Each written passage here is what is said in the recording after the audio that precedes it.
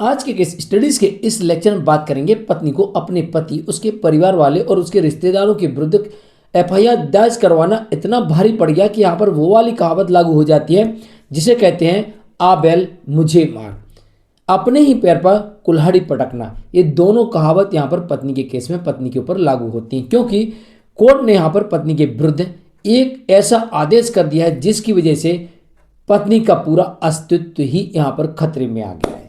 चलिए आज के स्टडीज के इस लेक्चर में इस एफआईआर के बारे में बात करते हैं। पत्नी के द्वारा लगाए गए आरोप जिसकी वजह से यहाँ पर सेक्शन 85 लगा दिया जाता है, जिसमें उत्पीड़न दहेज उत्पीड़न का मामला बनता है। साथ में 115 क्लॉज 2 लगा दिया जाता है जिसमें स्वेच्छा से चोट पहुंचाना ये मामला बनता है। साथ में 118 क्लॉज 1 लगा दिया जाता है जिसमें खतरनाक हथियार से चोट पहुंचाना, और साथ में 191 क्लॉज 2 लगा दिया जाता है जिसमें दंगा फैलाना, अशांति फैलाना।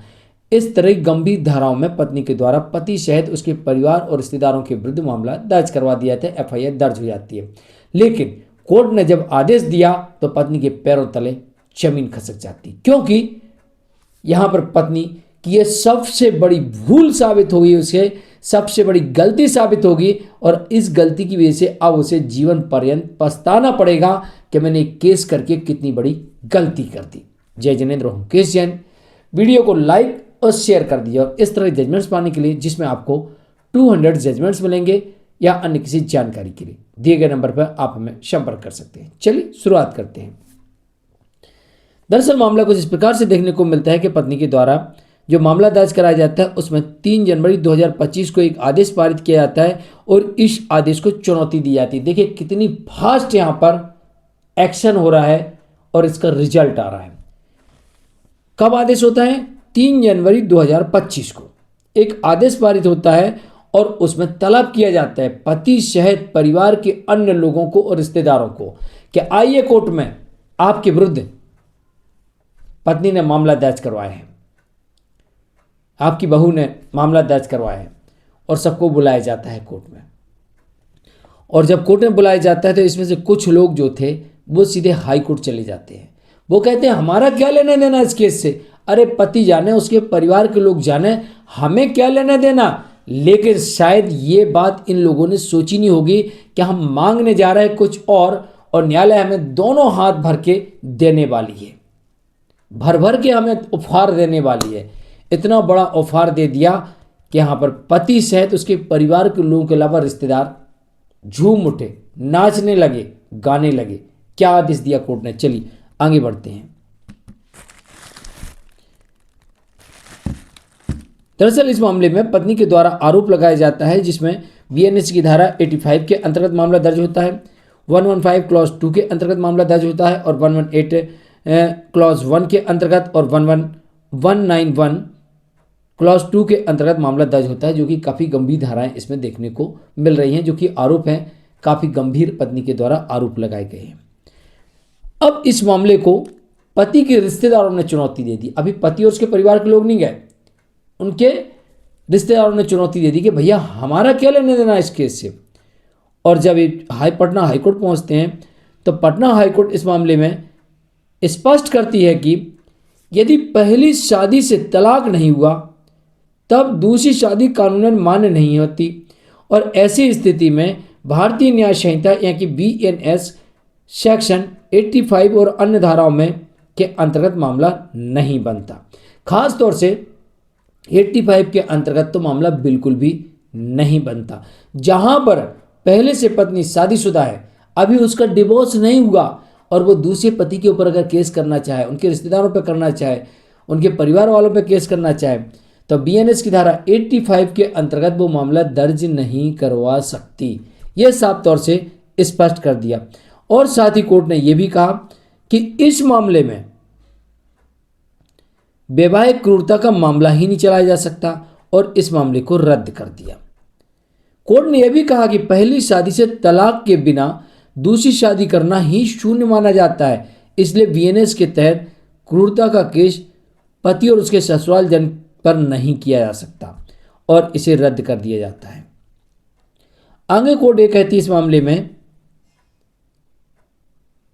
कि संज्ञान लेने वाला आदेश बिना उचित विचार के पारित किया गया है और आपराधिक कार्रवाई जारी रखना न्याय का हनन होगा।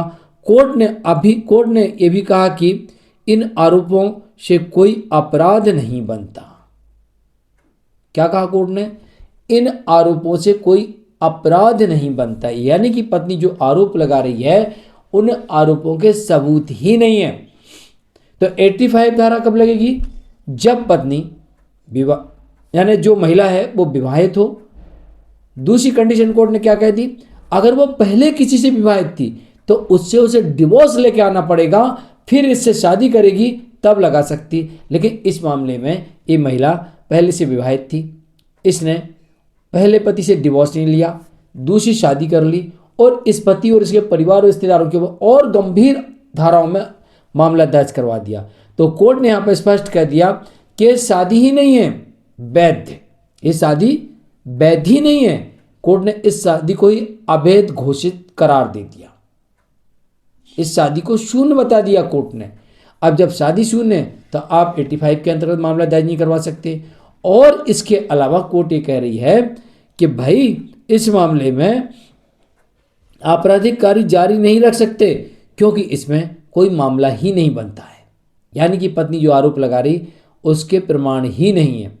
तो यहाँ पर ऐसी परिस्थिति में अब जो लोग बचे थे इस जजमेंट के सहारे वो एक ट्रायल कोर्ट में डिस्चार्ज पिटीशन लगा के इस केस को डिसमिस करवा लेंगे, क्योंकि हाई कोर्ट ने कह दिया कि इस धारा के अंतर्गत मामला ही नहीं बनता। अब जो बाकी अन्य धाराएं हैं तो उन धाराओं के सबूत देना पड़ेगा, बिना सबूत के मामला नहीं चलता।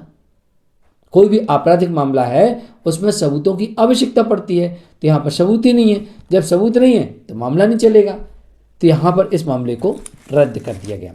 अब यहाँ पर पति और जो उसके परिवार के लोग बचे, अभी तो रिश्तेदारों के ऊपर रद्द हुआ, अब जो पति और उसके परिवार के लोग हैं उन्हें एक लाइन मिल गई, क्लियर जजमेंट मिल गया।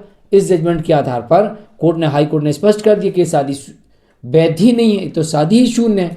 तो पहली बात तो यहाँ पर यह है कि पति यहाँ पर मेंटेनेंस से बच गया, एलिमनी से बच गया, इस शादी को शून्य करवा लेगा, क्योंकि कोर्ट ने कह दिया तो शादी शून्य है तो ये शून्य होगी, क्योंकि हाई कोर्ट ने कहा तो फैमिली कोर्ट कर देगी, तो ये शादी शून्य हो जाएगी।